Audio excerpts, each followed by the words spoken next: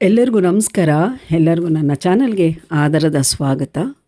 ಇದೇ ತಿಂಗಳು 25ನೇ ತಾರೀಕು ಬಿದ್ದಿರುವಂತಹ ದೇವಶಯನಿ ಏಕಾದಶಿಯ ಬಗ್ಗೆ ಚುಟುಕಾದ ಮಾಹಿತಿಯನ್ನು ನಿಮ್ಮೊಂದಿಗೆ ನಾನು ಶೇರ್ ಮಾಡೋಕ್ಕೆ ಹೊರಟಿದ್ದೀನಿ ಸ್ನೇಹಿತರೆ. ದಯವಿಟ್ಟು ಯಾರೂ ಸ್ಕಿಪ್ ಮಾಡದೆ ಈ ವಿಡಿಯೋನು ಕೊನೆವರೆಗೂ ನೋಡಿ ನಿಮ್ಮ ಅಭಿಪ್ರಾಯಗಳನ್ನ ತಿಳಿಸಿ ಅಂತ ಹೇಳ್ತಾ ನಾನು ವಿಡಿಯೋದೊಂದಿಗೆ ಮುಂದುವರಿಸ್ತಾ ಇದ್ದೀನಿ ಸ್ನೇಹಿತರೆ. ದೇವಶಯನಿ ಏಕಾದಶಿ ನಮ್ಮ ಹಿಂದೂ ಸಂಪ್ರದಾಯದಲ್ಲಿ ಅಥವಾ ನಮ್ಮ ಹಿಂದೂ ಧರ್ಮದಲ್ಲಿ ಅತ್ಯಂತ ಪವಿತ್ರವಾದ ದಿನಗಳಲ್ಲಿ ಒಂದಾಗಿದೆ. ಇದು ಯಾವಾಗ ಬರುತ್ತೆ ಅಂತ ಹೇಳಿದರೆ ಆಷಾಢ ಮಾಸದ ಶುಕ್ಲ ಪಕ್ಷದಲ್ಲಿ ಬರುವ ಒಂದು ಏಕಾದಶಿನೇ ಈ ದೇವಶಯನಿ ಏಕಾದಶಿ. ಈ ದಿನದಂದು ಸೃಷ್ಟಿಯ ಪಾಲಕನಾದ ಶ್ರೀ ಮಹಾವಿಷ್ಣು ಕ್ಷೀರಸಾಗರದಲ್ಲಿ 4 ತಿಂಗಳ ಕಾಲ, ಅಂದರೆ ಈ ದಿನ ಶುರುವಾಗಿ 4 ತಿಂಗಳುಗಳವರೆಗೆ ಯೋಗ ನಿದ್ರೆಯಲ್ಲಿರುತ್ತಾರೆ. ಹಾಗಾಗಿ ಈ 4 ತಿಂಗಳುಗಳ ಕಾಲ ನಡೆಯುವ ಆಧ್ಯಾತ್ಮಿಕವಾದ ಈ ಪವಿತ್ರವಾದ ಅವಧಿ ಈ ಒಂದು ದೇವಶಯನಿ ಏಕಾದಶಿಯಿಂದ ಆರಂಭ ಆಗುತ್ತೆ ಸ್ನೇಹಿತರೆ. ಹಾಗಾದರೆ ದೇವಶಯನಿ ಏಕಾದಶಿ ಅಂದರೆ ಏನು ಅಂತ ನಾವು ತಿಳ್ಕೊಳೋದಾದರೆ, ದೇವಶಯನಿ ಎಂಬ ಪದವು ದೇವರು ಮಲಗಿರುವುದು ಅಥವಾ ದೇವರು ಮಲಗುವುದು ಎಂಬುದನ್ನು ಸೂಚಿಸುತ್ತದೆ. ವಿಷ್ಣುವು ಯೋಗ ನಿದ್ರೆಗೆ ಜಾರಿ ಇರುವುದರಿಂದ ಈ ಅವಧಿಯಲ್ಲಿ ಮಂಗಳಕರ ಕಾರ್ಯಗಳನ್ನು ಯಾವುದೇ, ಅಂದರೆ ಗೃಹ ಪ್ರವೇಶ ಆಗಲಿ, ಮದುವೆಯಾಗಲಿ, ಯಾವುದೇ ಒಂದು ಶುಭ ಕಾರ್ಯಗಳನ್ನು ಸಾಮಾನ್ಯವಾಗಿ ಮುಂದೂಡಲಾಗುತ್ತದೆ. ಈ ಒಂದು ಅವಧಿ ಆಧ್ಯಾತ್ಮಿಕವಾದ ಸಾಧನೆ, ತಪಸ್ಸು ಮತ್ತು ದೇವರ ಆರಾಧನೆಗೆ ಅತ್ಯಂತ ಸೂಕ್ತವಾಗಿದೆ. ಈ ದಿನ ಭಕ್ತರು ಏನು ಮಾಡ್ತಾರೆ, ಹಬ್ಬದ ದಿನ ಅಂತ ಹೇಳಿದ್ರೆ ಸೂರ್ಯೋದಯದಿಂದ ಸೂರ್ಯಾಸ್ತದವರೆಗೆ 24 ಗಂಟೆಗಳ ಕಾಲ ಸಂಪೂರ್ಣ ಉಪವಾಸವನ್ನು ಆಚರಿಸುತ್ತಾರೆ. ಇನ್ನೂ ಕೆಲವರು ನೀರು ಸಹ ಸೇವಿಸದೆ ನಿರ್ಜಲವಾದ ಉಪವಾಸವನ್ನು ಮಾಡುತ್ತಾರೆ. ಇನ್ನು ಕೆಲವರು ಹಣ್ಣು ಮತ್ತು ಹಾಲು ಸೇವಿಸಿ ಉಪವಾಸವನ್ನು ಮಾಡುತ್ತಾರೆ. ಈ ದಿನದಂದು ಶ್ರೀ ಮಹಾವಿಷ್ಣುವಿನ ಒಂದು ದಿನ ಆಗಿರುತ್ತೆ. ಹಾಗೆ ಈ ದಿನ ವಿಶೇಷವಾದ ಪೂಜೆಯನ್ನು ಶ್ರೀ ವಿಷ್ಣುವಿಗೆ ಸಲ್ಲಿಸಲಾಗಿರುತ್ತದೆ. ಈ ದಿನ ವಿಷ್ಣು ಸಹಸ್ರನಾಮ ಪಾರಾಯಣ, ತುಳಸಿ ಅರ್ಚನೆ ಕೂಡ ಮಾಡಲಾಗುತ್ತದೆ.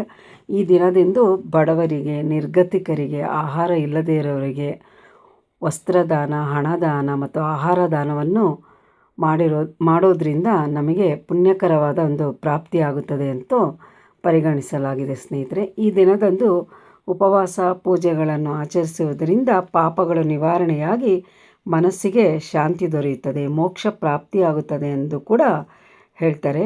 ಭಕ್ತರನ್ನು ದೈವಿಕವಾಗಿ ಅಥವಾ ದೈವಿಕ ಶಕ್ತಿಗೆ ಈ ಒಂದು ದಿನ ಹತ್ತಿರ ಮಾಡುತ್ತದೆ ಸ್ನೇಹಿತರೆ. ಪುರಾಣಗಳ ಪ್ರಕಾರ ಈ ಒಂದು ದಿನ ಶ್ರೀಕೃಷ್ಣನು ಯುಧಿಷ್ಠಿರನಿಗೆ ದೇವಶಯನಿ ಏಕಾದಶಿಯ ವ್ರತದ ಬಗ್ಗೆ ವಿವರಿಸಿರ್ತಾನೆ. ನಾನು ಅದನ್ನು ಮುಂದೆ ನಿಮಗೆ ಹೇಳ್ತೀನಿ, ಯಾವುದೊಂದು ಪುರಾಣ ಕಥೆ ಅಂತ ಹೇಳಿಬಿಟ್ಟು. ಹಾಗೆ ಈ ದಿನ ಮಾಡುವ ಉಪವಾಸದಿಂದ ನಮ್ಮ ಎಲ್ಲ ಇಷ್ಟಾರ್ಥಗಳು ಕೂಡ ಈಡೇರುತ್ತದೆ. ಹಾಗೆ ಈ ಒಂದು ದಿನ ನಾವು ಮಾಡುವ ಉಪವಾಸ ಅಶ್ವಮೇಧ ಯಾಗವನ್ನು ಮಾಡಿದಷ್ಟೇ, ಒಂದು ಅಶ್ವಮೇಧ ಯಾಗ ಮಾಡಿದಂತಹ ಸಂದರ್ಭದಲ್ಲಿ ಸಿಗುವಂತಹ ಪುಣ್ಯ ಕೂಡ ಈ ಒಂದು ಯಾಗದಿಂದ ಸಿಗುತ್ತದೆ ಅಂತ ನಂಬಿಕೆ ಇದೆ. ಭಕ್ತರಿಗೆ ಸಕಲ ಸುಖ ಸಂಪತ್ತು ಮತ್ತು ಅಂತಿಮವಾಗಿ ಮೋಕ್ಷವನ್ನು ಕೂಡ ಕರುಣಿಸುತ್ತದೆ ಈ ದೇವಶಯನಿ ಏಕಾದಶಿಯ ಉಪವಾಸದಿಂದ. ಹಾಗೆ ಈ ದಿನ ಒಂದು ಮಹತ್ತರವಾದ ಒಂದು ಯಾತ್ರೆ ನಡೆಯುತ್ತೆ. ಈ ಸುತ್ತಮುತ್ತಲಿರುವ ನಮ್ಮ ರಾಜ್ಯದ, ಅಂದರೆ ಆಂಧ್ರ ಆಗಿರ್ಬೋದು, ಕರ್ನಾಟಕದವರಾಗಿರ್ಬೋದು, ಇವರೆಲ್ಲ ಮಹಾರಾಷ್ಟ್ರದಲ್ಲಿರುವ ಪಂಢರಾಪುರದಲ್ಲಿ ಈ ಏಕಾದಶಿಯನ್ನು ಆಚರಣೆ ಮಾಡ್ತಾರೆ. ಲಕ್ಷಾಂತರ ಜನರು, ಸಾವಿರಾರು ಜನರು ಭಕ್ತರು, ಅಂದರೆ ಈ ಭಕ್ತರನ್ನು ವಾರಕಾರಿಗಳು ಅಂತ ಕರೀತಾರೆ. ಈ ವಾರಕಾರಿಗಳು ಅಂದರೆ ಈ ಭಕ್ತರೆಲ್ಲ ಪಾದಯಾತ್ರೆಯನ್ನು ಮಾಡ್ತಾರೆ. ಈ ಪಾದಯಾತ್ರೆಯನ್ನು ವಾರಿ ಯಾತ್ರೆ ಅಂತ ಕರೀತಾರೆ. ಯಾವುದೇ ಒಂದು ಜಾತಿ ಭೇದ ಇಲ್ಲದೆ ಎಲ್ಲ ಭಕ್ತಾದಿಗಳು ಕೂಡ ಸೇರ್ತಾರೆ. ಒಂದು ಭಜನೆ, ಒಂದು ಪಲ್ಲಕ್ಕಿ, ನಾಮಸ್ಮರಣೆ, ವಿಠ್ಠಲನ ನಾಮಸ್ಮರಣೆ, ಭಜನೆಯೊಂದಿಗೆ ಪಂಢರಾಪುರಕ್ಕೆ ಹೋಗ್ತಾರೆ.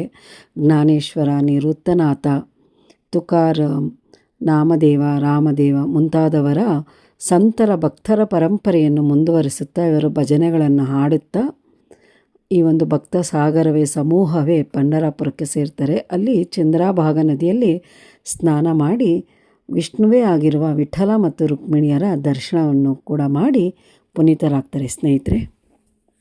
ಪುರಾಣಗಳ ಪ್ರಕಾರ ನಾವು ಈ ದೇವಶಯನಿ ಏಕಾದಶಿಯ ಬಗ್ಗೆ ನಾವು ತಿಳ್ಕೊಳ್ತಾ ಹೋದರೆ, ಈ ಒಂದು ಏಕಾದಶಿಯ ವ್ರತದ ಬಗ್ಗೆ ಶ್ರೀಕೃಷ್ಣ ಪರಮಾತ್ಮರು ಯುಧಿಷ್ಠಿರರಿಗೆ ಹೇಳಿದ್ದಾರೆಂಬ ಒಂದು ಉಲ್ಲೇಖ ಇದೆ. ಕತೆ ಬಗ್ಗೆ ನಾವು ತಿಳ್ಕೊಳೋದಾದರೆ, ಪ್ರಾಚೀನ ಕಾಲದಲ್ಲಿ ಮಾಂಧಾತ ಎಂಬ ಒಂದು ಧರ್ಮನಿಷ್ಠ ಮತ್ತು ಪ್ರಭಾವಶಾಲಿಯಾದ ರಾಜನೊಬ್ಬ ತನ್ನ ರಾಜ್ಯವನ್ನು ಸುಭಿಕ್ಷದಿಂದ ಅತ್ಯಂತ ಧರ್ಮದಿಂದ ಪಾಲಿಸ್ತಾ ಹೋಗ್ತಾ ಇರ್ತಾನೆ. ಈತನ ರಾಜ್ಯದಲ್ಲಿ ಯಾವುದೇ ಒಂದು ರೀತಿಯಾದಂತಹ ಕಷ್ಟ ಕಾರ್ಪಣ್ಯಗಳು ಇರೋದಿಲ್ಲ. ಆದರೆ 3 ವರ್ಷಗಳ ಕಾಲ ಈ ಒಂದು ರಾಜ್ಯದಲ್ಲಿ ಸತತವಾಗಿ ಭೀಕರ ಕಾಲ ಉಂಟಾಗುತ್ತೆ. ಪ್ರಜೆಗಳು ಹಸಿವು ಮತ್ತು ನೀರಿನ ಸಮಸ್ಯೆಯಿಂದ ಬಳಲತೊಡಗಿದ್ದಾರೆ. ಇದರಿಂದ ಚಿಂತಾಕ್ರಾಂತನಾಗ್ತಾನೆ ರಾಜ. ತನ್ನ ಪ್ರಜೆಗಳ ಸಂಕಷ್ಟದಿಂದ ಪಾರು ಮಾಡಲು ಪರಿಹಾರ ಹುಡುಕುತ್ತಾ ಆತ ಅರಣ್ಯಕ್ಕೆ ತೆರಳ್ತಾನೆ. ಅಲ್ಲಿ ಪ್ರಸಿದ್ಧ ಋಷಿ ಅಂಗೀರಸರನ್ನು ಅವನು ಭೇಟಿಯಾಗ್ತಾನೆ. ಹಾಗೆ ಪರಿಹಾರವನ್ನು ಕೂಡ ಕೇಳ್ತಾನೆ. ಅದಕ್ಕೆ ಋಷಿಗಳು, ನಿನ್ನ ರಾಜ್ಯದಲ್ಲಿ ನಡೆದ ಯಾವುದೋ ಒಂದು ಪಾಪಕೃತ್ಯದಿಂದಾಗಿ ಈ ಸ್ಥಿತಿ ಬಂದಿದೆ. ಇದನ್ನು ಕಳೆಯಲು ನೀನು ಆಷಾಢ ಮಾಸದಲ್ಲಿ ಶುಕ್ಲ ಪಕ್ಷದಲ್ಲಿ ಬರುವ ಏಕಾದಶಿಯಂದು ಉಪವಾಸ ಮಾಡಿ ಶ್ರೀ ವಿಷ್ಣುವನ್ನು ಭಕ್ತಿ ಶ್ರದ್ಧೆಯಿಂದ ಪೂಜಿಸು ಅಂತ ಆತನಿಗೆ ಹೇಳ್ತಾರೆ. ಋಷಿಗಳು ನೀಡಿದ ಸಲಹೆಯಂತೆ ರಾಜನಾದ ಮಾಂಧಾತನು ತನ್ನ ರಾಜ್ಯಕ್ಕೆ ಹಿಂದಿರುಗಿ ತನ್ನ ಪ್ರಜೆಗಳ ಸಮೇತ ಶ್ರದ್ಧೆ ಭಕ್ತಿಯಿಂದ ದೇವಶಯನಿ ಏಕಾದಶಿಯಂದು ಶ್ರೀ ವಿಷ್ಣುವನ್ನು ಪೂಜಿಸುತ್ತಾನೆ. ಉಪವಾಸ ಆಚರಣೆ ಮಾಡಿ ಪೂಜೆ ಮಾಡ್ತಾನೆ. ಈ ವ್ರತದ ಪ್ರಭಾವದಿಂದ ಆಕಾಶದಲ್ಲಿ ದಟ್ಟ ಮೋಡಗಳು ಕವಿದು ಧಾರಾಕಾರವಾಗಿ ಮಳೆಯಾಗಿ ಬರಗಾಲ ದೂರಾಗಿ ರಾಜ್ಯದಲ್ಲಿ ಸಮೃದ್ಧಿ ಮತ್ತು ಅಪಾರ ಧಾನ್ಯಗಳನ್ನು ಪ್ರಜೆಗಳು ಬೆಳೀತಾರೆ. ಈ ಕಥೆಯನ್ನು ಶ್ರೀಕೃಷ್ಣನು ಯುಧಿಷ್ಠಿರನಿಗೆ ಈ ಏಕಾದಶಿಯ ಒಂದು ಮಹತ್ವವನ್ನು ತಿಳಿಸ್ತಾರೆ. ಹಾಗೆ ಯಾರೆಲ್ಲ ಭಕ್ತರು ವಿಷ್ಣುವನ್ನು ಉಪವಾಸದಿಂದ ಪ್ರಾರ್ಥನೆ ಮಾಡಿ ಪೂಜೆ ಮಾಡ್ತಾರೋ ಅವರ ಎಲ್ಲ ಸಂಕಷ್ಟಗಳು ದೂರವಾಗಿ ಅವರಿಗೆ ಮೋಕ್ಷವು ದೊರೆಯುತ್ತದೆ ಎಂಬ ಒಂದು ಮಾಹಿತಿಯನ್ನು ಕೂಡ ಹೇಳ್ತಾರೆ. ಇದು ಈ ದಿನದಂದು ಯೋಗ ನಿದ್ರೆಯಲ್ಲಿ ಜಾರಿದ ಮಹಾವಿಷ್ಣುವು 4 ಮಾಸಗಳ ಕಾಲವರೆಗೂ ಅವರು ಯೋಗ ನಿದ್ರೆಯಲ್ಲಿರೋದರಿಂದ ನಾವು ಆಧ್ಯಾತ್ಮಿಕವಾಗಿ ದೇವರಿಗೆ ಹತ್ತಿರವಾಗುವಂತಹ ಸಮಯ, ಆತನನ್ನು ಭಕ್ತಿಯಿಂದ ಪೂಜಿಸುವಂತಹ ಸಮಯ ಇದಾಗಿರುತ್ತೆ. ಸ್ನೇಹಿತರೆ, ತಿಳ್ಕೊಂಡ್ರಲ್ಲ, ಇದು ಒಂದು ಏಕಾದಶಿಯ ಒಂದು ಚುಟುಕಾದ ಮಾಹಿತಿ ನಿಮ್ಮೊಂದಿಗೆ ನಾನು ಶೇರ್ ಮಾಡ್ಕೊಂಡಿದ್ದೀನಿ. ಯಾರೆಲ್ಲ ಈ ವಿಡಿಯೋ ಇಷ್ಟ ಆಗಿದೆಯೋ ಅವರೆಲ್ಲ ದಯವಿಟ್ಟು ನನ್ನ ಒಂದು ವಿಡಿಯೋವನ್ನು ಲೈಕ್ ಮಾಡಿ, ಶೇರ್ ಮಾಡಿ, ಹಾಗೆ ಕಮೆಂಟ್ ಮಾಡಿ ಅಂತ ಹೇಳ್ತಾ ನಾನು ಈ ವಿಡಿಯೋನ ಇಲ್ಲಿಗೆ ಕೊನೆ ಮಾಡ್ತಾಯಿದ್ದೀನಿ. ಹಾಗೆ ಮುಂದೆ ಇನ್ನೊಂದು ಮಾಹಿತಿಯೊಂದಿಗೆ ನಿಮ್ಮನ್ನು ಭೇಟಿ ಆಗ್ತೀನಿ. ಅಲ್ಲಿವರೆಗೂ ಎಲ್ರಿಗೂ ನಮಸ್ಕಾರ.